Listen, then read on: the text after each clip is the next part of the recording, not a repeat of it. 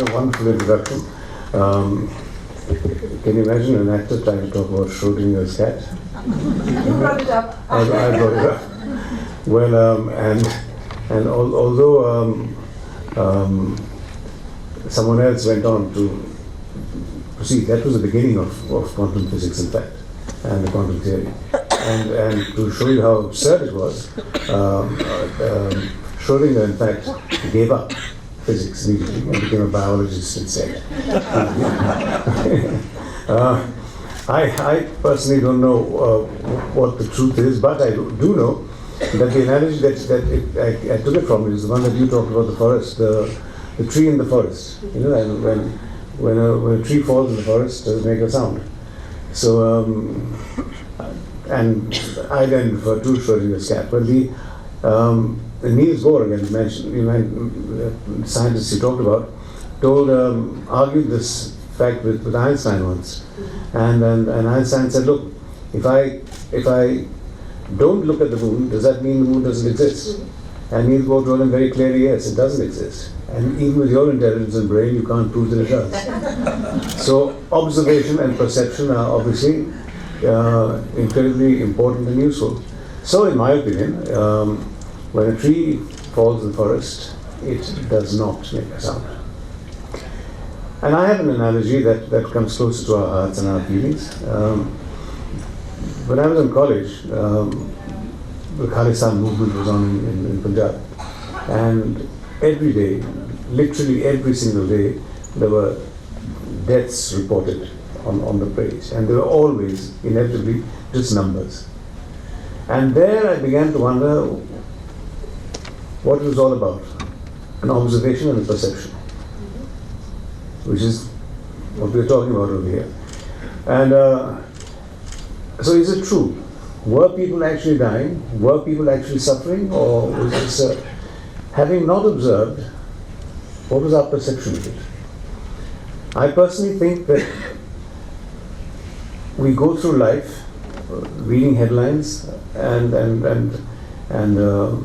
about deaths and famines and stuff like that, and because we haven't observed it, our perception of it is completely, it's not even sympathetic.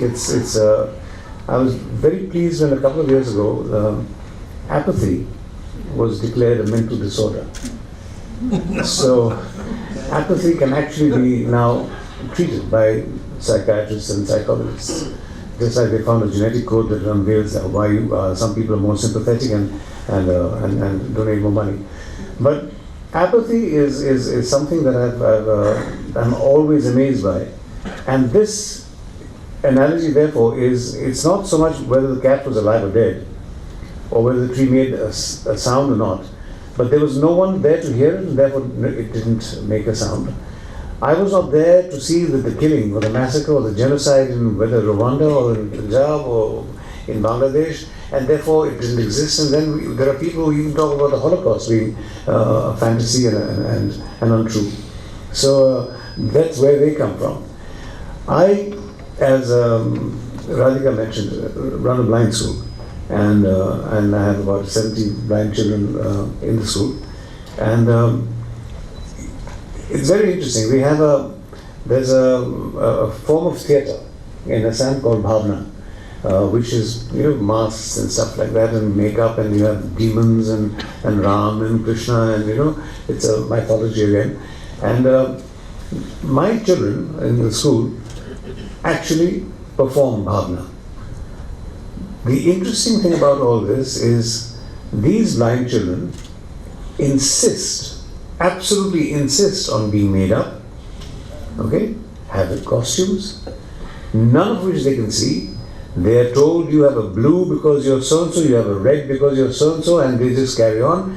And the enthusiasm with which they perform, the one with the Rakshas mask will perform like a Rakshas. I mean, blindness has to be the worst and most unforgiving, disability you can have.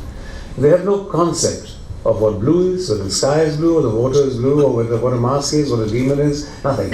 And yet, the ferociousness with which they perform, or the gentility with which they perform and these are blind children, has always amazed me. I've watched them actually, feel their lipstick, touch it to see what it feels like. They tasted it. So they tasted the lipstick, so they know there's something gone on to their face.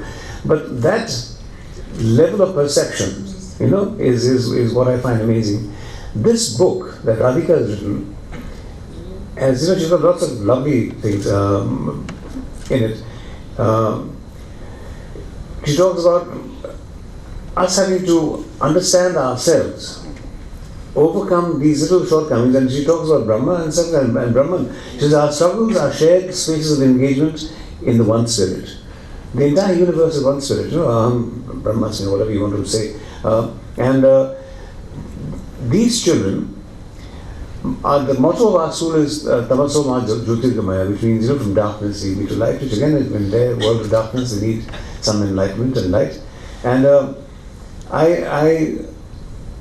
if you go to observe any blind school, and I'm sure a lot of you have had experience with them, there's never ever an unhappy face. They are always smiling, and it isn't a physical reflex of some sort. It's just, they are actually smiling and having a great time. They're extremely naughty. They can be very destructive. I just finished a football tournament 2 weeks ago in Shillong, and where we had the Northeast Blind Football Association perform, and we reached the semi-finals in our very first year, but we lost to a team again of the Northeast who have excellent footballers, and they beat us by a goal that was a deflection, and they had 3 national players on their side. It's a 5-a-side thing. They had 3, but everything that this book asks us to do, these blind children do every single day. Their lives have so much more meaning. They wake up, they don't see the bright sun, they don't see the blue sky. At night they don't see the stars, they see nothing. To them it's an eternal night, eternal darkness. And yet the joy they bring to this world is amazing.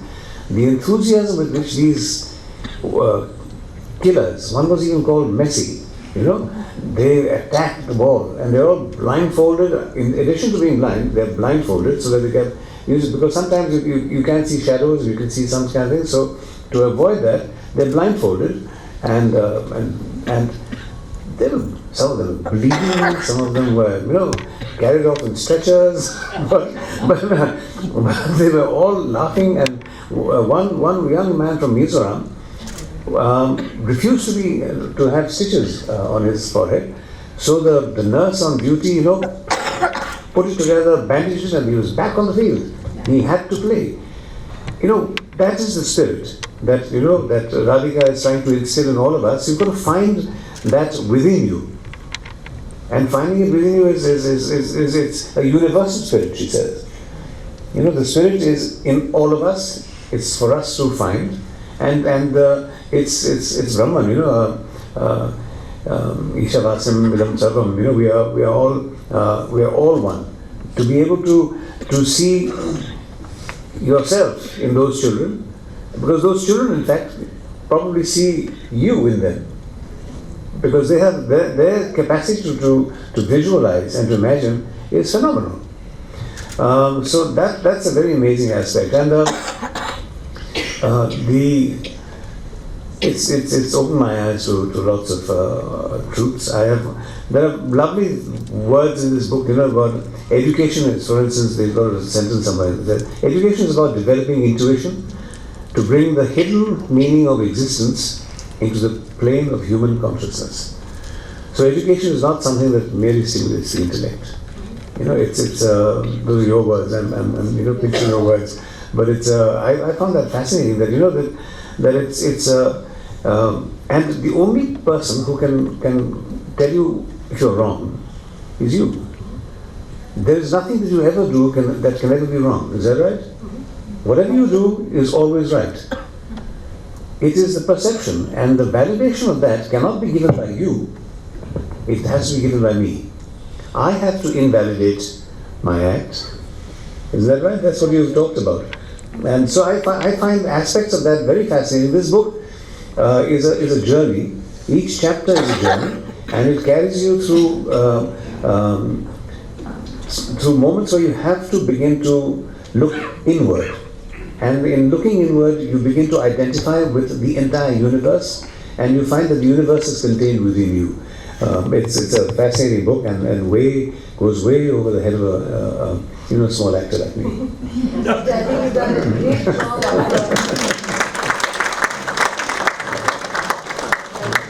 So would it be easy, if you would be asked this question to all the children in your school and we said, is it easy to be you?